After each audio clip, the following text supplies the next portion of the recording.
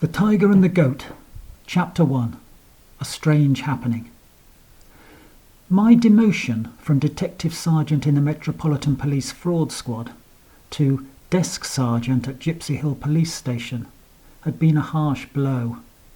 My belief that the Duchess had stolen her own jewels in order to get publicity for her upcoming autobiography had seemed convincing at the time. But the theory that her secret lover, the Prince of Wales, had been blackmailing the editor of the Times to obtain better reviews was perhaps an over-enthusiastic interpretation of the scant evidence. The subsequent debacle, after the failed attempt to infiltrate the Palace Garden Party, had left my superiors with reason to complain. However, a reprimand and a few months suspended on full pay would surely have been sufficient. But here was my chance to redeem my reputation. A dead body had been discovered on the steps of the Crystal Palace Public Library, a stone's throw from my desk in the police station. As the 471 bus trundled towards the morgue at St George's Hospital, I read over my notes from the crime scene. A look of horror transfigured the face to a terrifying grimace. It was no human expression, more like some wild animal, the crazed death throes of a wild cat. The description was not forensic. I left that to those trained in such skills. My interest was with the psychology of the individual. I was not officially allowed into the morgue, since I was not the investigating officer on the case. I had gone rogue on this one in order to prove my skills to the bureaucracy who demoted me so hastily. I was helped out by Klaus Fleischer, assistant at the morgue, an old friend, who left a pass for me at reception. Klaus had been barred from practice as a medical doctor in his native Germany after an unfortunate incident with an attractive Fraulein and a misplaced spatula. He'd been accepted in his current situation due to the extreme staff shortages and on condition that he was forbidden access to living patients. He'd now found his true métier in the detailed examination of corpses, and we'd cooperated on many a fascinating dissection. This corpse was now laid out on the table, and Klaus was bent over it, apparently sewing back on an arm which he had removed during the examination. He looked up as I entered. Klaus was getting on for 60 now. He had wild grey hair sticking out in all directions, a lined, gaunt face, and wire spectacles with round lenses, bearing in fact a striking resemblance to the ageing Albert Einstein, in all but mind. "What have you got for me, Klaus?" I asked. He spoke very slowly in a heavily accented Germanic sing-song. "Well, the body was in reasonable health, running a little too fat, muscular legs, slight abrasions on the inner thighs." I see. I paced the length of the small rectangular room. There wasn't much space in there with Klaus on one side of the examination table and me on the other.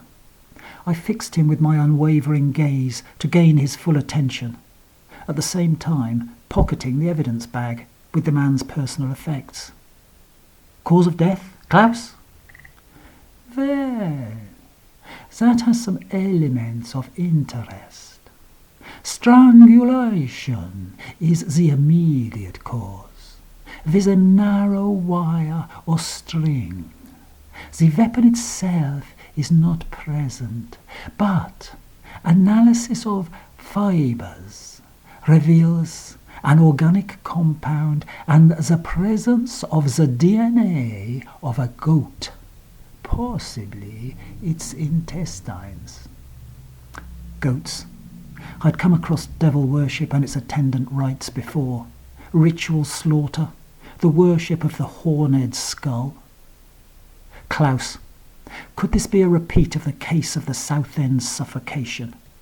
Remember the sheep's blood we found under the victim's fingernails? "Yes, a most interesting case.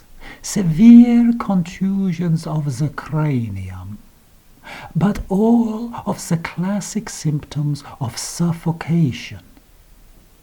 I deduced the involvement of the Walthamstow Society of Necromancers. Yes, but it turned out, if you recall, that he had fallen off the pier while chasing a seagull that stole his hamburger, fell headfirst into the mud. Klaus, you're a scientist. I'm a detective. I must look beyond the obvious. The presence of the sheep's blood was indicative. My researches revealed connections, Klaus. Arcane, perhaps, but connections. The possibility of trained seagulls could not be excluded. Klaus gave me a sidelong glance and mumbled something about the dead man being an assistant in the butchery department at Tesco's. I bent over the new corpse and gave it the once-over. Medical examination is all very well, but the experienced eye of the detective can sometimes spot what the professionals, with their tunnel vision, miss out. Klaus had done a thorough job as usual, apparently dismembering the entire corpse before partly reassembling it for presentation to the undertaker. Its eyeballs were protruding, unmistakable dark patches beneath them. This man was insomniac, or else a frequenter of disreputable night spots. I pressed lightly the puffy area beneath his right eye. The eyeball popped out and rolled onto the floor. Surprised, I jumped backwards, dislodging the head, which bounced on the floor, did a somersault, and landed upright, at which the other eyeball popped out and rolled towards the door, which opened. Dr. Edwina Carrington, the chief medical officer, entered. For a few silent, pregnant moments, staring only at the head on the floor, which stared back with its now eyeless, horrific gaze. She then looked up at me. Recognition dawned. "Hudson, what are you doing here? You are no longer a detective. Get out of here." "Just popped in to say hello. Must be going." I headed for the door, but slipped on the first eyeball and went over backwards, grabbing the shroud from the examination table and dragging the corpse down on top of me. The horror of being engulfed in a mass of dismembered limbs and dissected organs was akin to drowning. The slithering mass was a living thing. I fought my way through it and spluttered upright, my clothing stained with half-congealed human gore. "Lovely to see you, Edwina," I said, as I passed her at speed and raced towards the exit doors. The visit had not been without its difficulties, but I had what I wanted. The victim was an insomniac with sore thighs, ritually murdered with the intestine of a goat. My notes from the crime scene were instructive here. I had noted there the expression of a wild cat on the corpse's face. Metaphorically speaking, the goat had murdered the tiger, a classic revenge motive. Safe back on the 471, in a corner at the back, I popped open the evidence bag. Inside was a single Yale key, a dog-eared black and white photograph, and a receipt for the sale of a record player to cash converters, High Street, Penge. No wallet, no identification. The face on the photo was somehow familiar, but I couldn't place it. It had that soft focus sheen familiar from publicity photos of film stars in the black and white era. He was smiling suavely into the camera and appeared to be holding a wand of some kind. This confirmed for me the occult connection. On the back was a scribbled platitude, scruffy but legible. "All the best, Yehudi." It meant nothing to me. So here it was, the story of a man, the struggles and travails of a life boiled down to this. A man down on his luck and selling his possessions, treasuring a photo of an old friend, the unobtrusive key to his lonely bedsit hidden deep in his pockets and unfound by his attacker. As the bus strained up the hill towards Crystal Palace, I gazed out over the miles of rooftops towards the river. Mile after mile of terraced houses, flats, tower blocks, room after empty room, millions of nameless faces, millions of faceless names. What did it mean? What was it for? I held the key to one man's story in a polythene bag on the back seat of a double-decker groaning uphill, leading me who knows where, a road to nowhere, a long day's journey into night, a streetcar named Desire, my city in all its anonymous horror laid out before me. "Gypsy Hill Police Station," said the bus loudspeaker.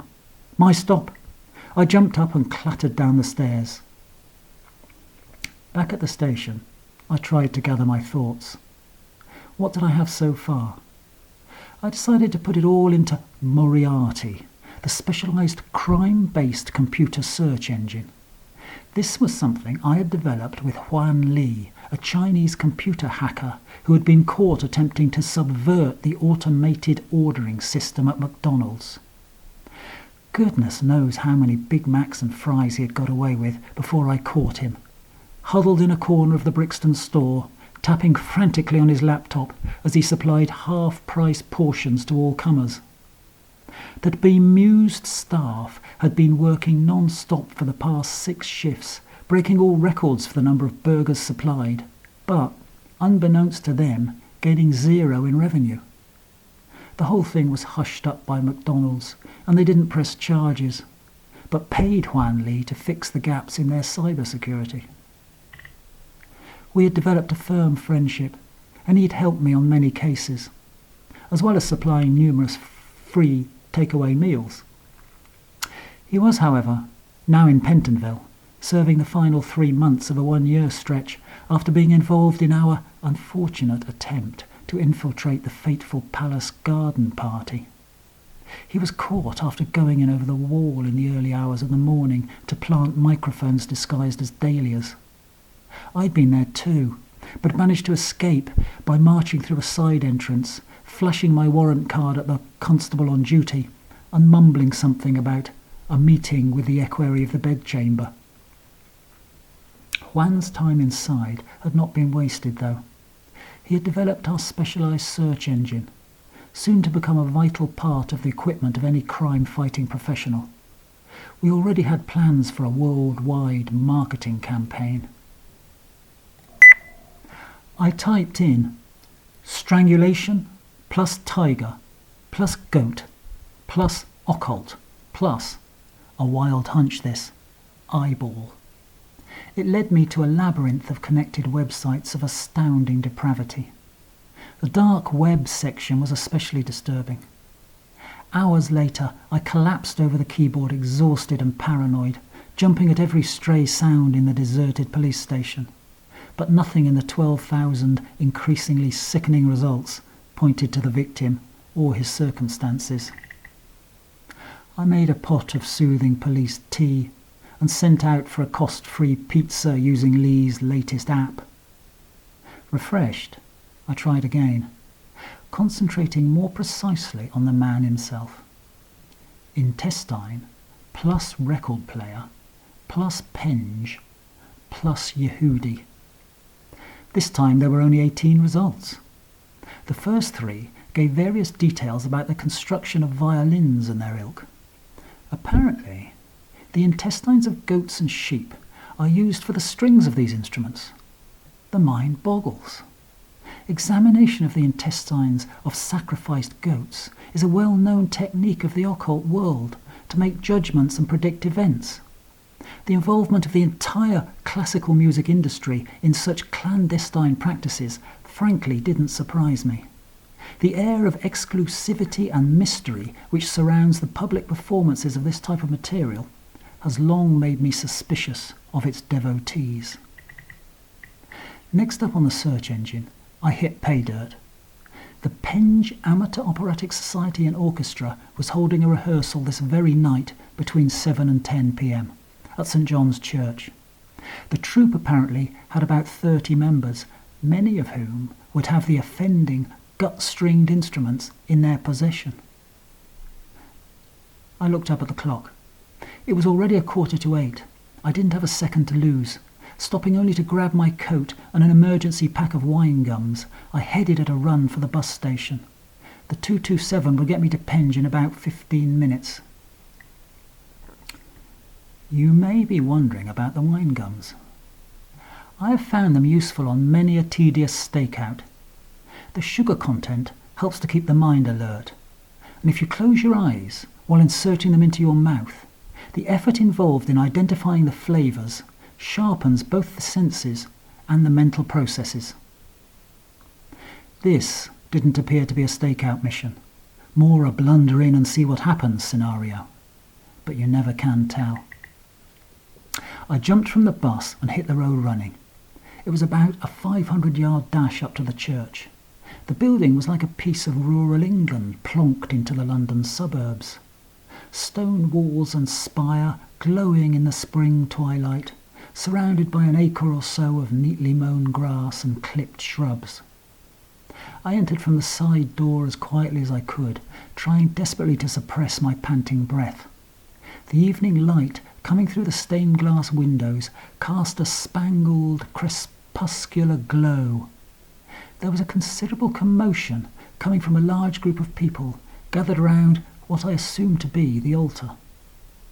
Most of the group were dressed casually, but there was a man at the front in full evening dress with a white bow tie.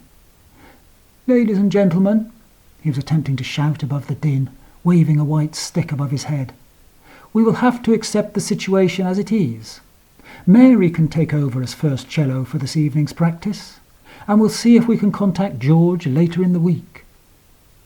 It seemed that they were missing a member. Could it be my corpse? "Let's take a break now," said the Penguin. "We'll start again at bar 15 in 10 minutes. I took this opportunity to approach the overdressed individual. "Excuse me, sir, are you in charge here? I'm from the police." "I am Gerald Markham, chief conductor of the orchestra." "Oh, goodness. Is it about George? Has something happened to him?" I didn't want to give away too much too early. "It may be related to an investigation that we're undertaking," I said. "Do you know this man?" I showed him the photograph. He looked at me in disbelief and annoyance. "Of course I don't know him. I know who it is. It's Yehudi Menuhin." "Is he a member of the orchestra?" "What do you mean, you fool? We don't have world-leading musicians in the orchestra, more's the pity. Besides, of course, he's dead."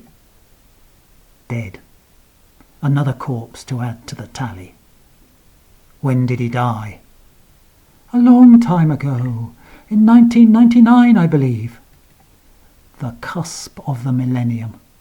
An inauspicious date. So, the plot thickens. The story goes back 20 years at least. End of chapter 1.